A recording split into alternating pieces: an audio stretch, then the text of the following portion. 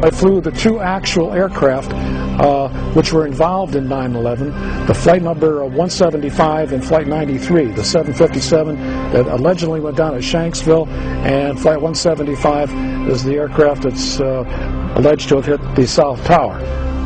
I don't believe it's possible for, like I said, for a terrorist, a so-called terrorist, to train on a 172, then jump in the cockpit of a 757, 767 class cockpit, and vertical navigate the aircraft, lateral navigate the aircraft, and fly the airplane at speeds exceeding its design limit speed by well over 100 knots, make high-speed, high-bank turns, pulling probably 5, 6, 7 Gs, and the aircraft would literally fall out of the sky.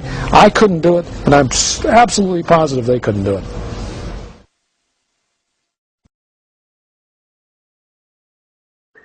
There's a big discussion on the internet about the plane speeds on 9/11. Right. They said that the plane that hit the second tower was doing about 540 miles an hour. I've talked to some people and they said there's no way that it would have been possible to do that speed. My personal opinion is no. I agree with you. What somebody was doing was taking the top speed of the airplane at 35,000 feet and saying, okay, well, it goes that fast at sea level, which of course it doesn't, as you pointed out. Okay. I guess the case of a 727 that basically lost control at 35,000 or 37,000 feet, and the flight data recorder indicated a speed of Mach 1.1 on the way down. And which, by the way, they did recover the airplane, but on the way down it exceeded the speed of sound, and so it's possible, but the thing was coming straight down. Okay, straight down, okay, I see what you mean. So it's possible to go any speed at that when you're going straight down, I guess. Close, yeah. I mean, but that's not that's not what you're talking about. I have to tend to agree with you that in level flight, 767 would not go 540 miles an hour. Okay. Well, thank you very much for your time. The limit would be, I don't know, and for the purpose of arguments, I don't know, but definitely we'll go 400 because the indicated limit is about 350 knots, which is about 400 miles an hour. It might go 400, it might go 420, 440, but not 540. No. And not only that, it's more than likely, if it did get to 540, it would start shedding some of the parts of the airplane. Oh, it was what do you call it? Media misinterpretation.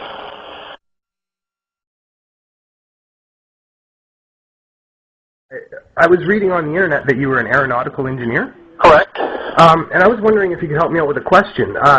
Is it possible for a commercial airliner like a Boeing 767 to go over 500 miles an hour at sea level?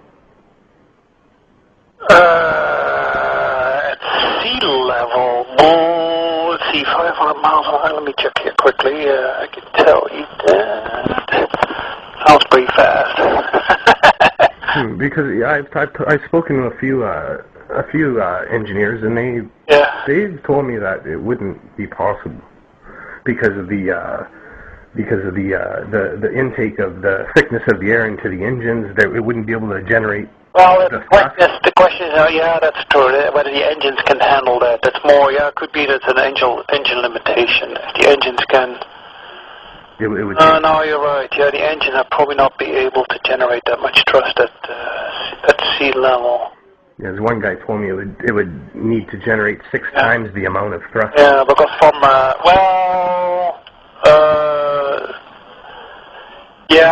it will be a draggy. It's a pretty draggy airplane at that point.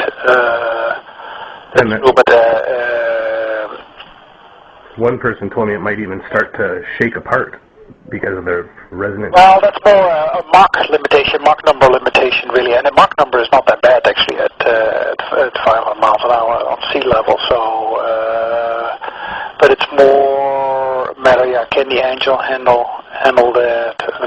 Probably not, probably can't. No, handle that, yeah. So what, you're trying to do that? No. No, actually, I've been in a big debate with some people. Mm-hmm. It seems that the people that know what they're talking about says it would be impossible to do, and the people that don't know what they're talking about says it's possible. Well, it all depends. I don't know what the engine can handle, so it's more whether the engine can handle that high I am really a Mach number at this density, and I don't know if... Like even if you were able to attain that speed at sea level, you wouldn't be able to really maneuver the plane, would you? Like do a sharp left bank or something like that? No, but even then, you know, that would be, you would do it at altitude too, well, not sharp banks, but you can, because you know what's important is really the Mach number. The Mach number is not that bad, you know, it's a little over 0.7. Mm-hmm.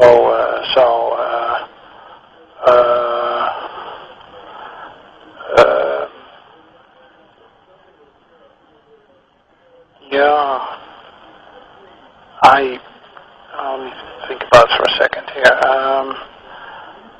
Trying to think what the engine would do.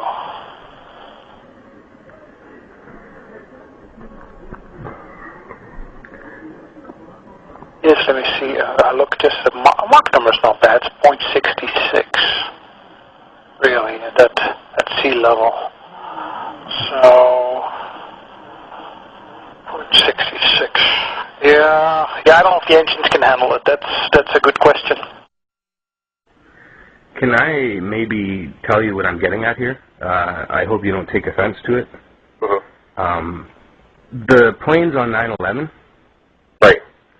Okay, the second one, Flight 175, that hit the second tower, they said it was going at roughly 560 miles an hour at sea level.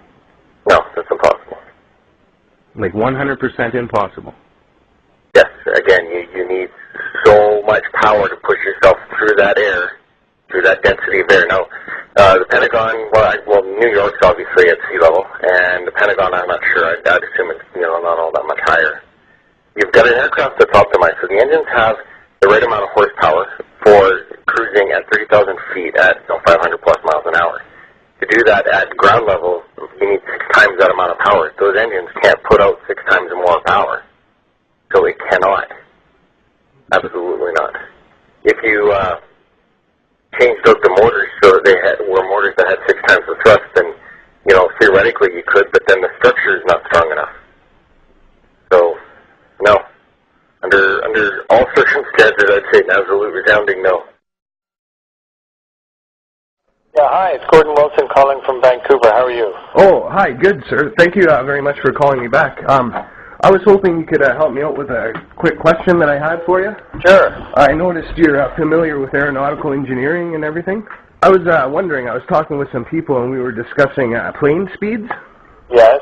And we were talking about how if a Boeing 767, at cruising altitude of 35,000 feet, it flies at 530 miles an hour.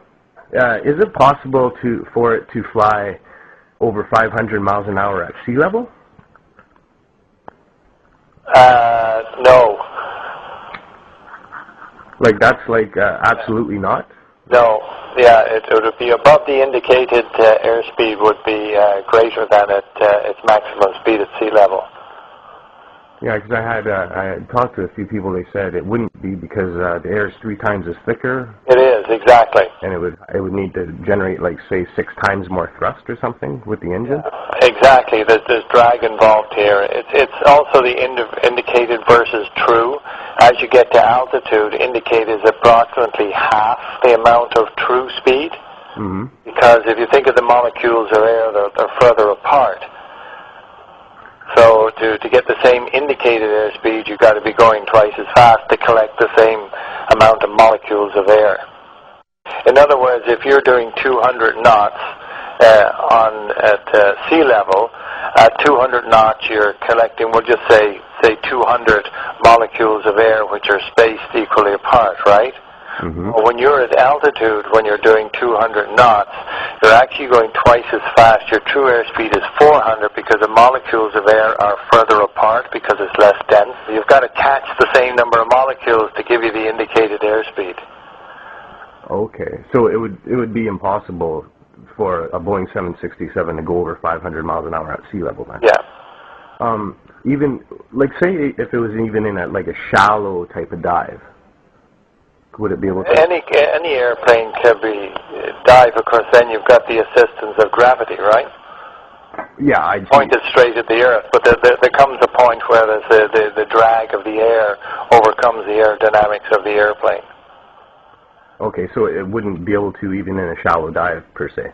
Using the word shallow, if you pointed it down, yes, you can get the speed, and that is one of the problems with jet airplanes at high altitudes. When you start down, you've got to be very careful that you don't exceed the maximum speed, and they do have what we call a Mach indicator, which will give you a noise to indicate that you're exceeding the maximum Mach for the airplane. A clacker? Yeah. Oh,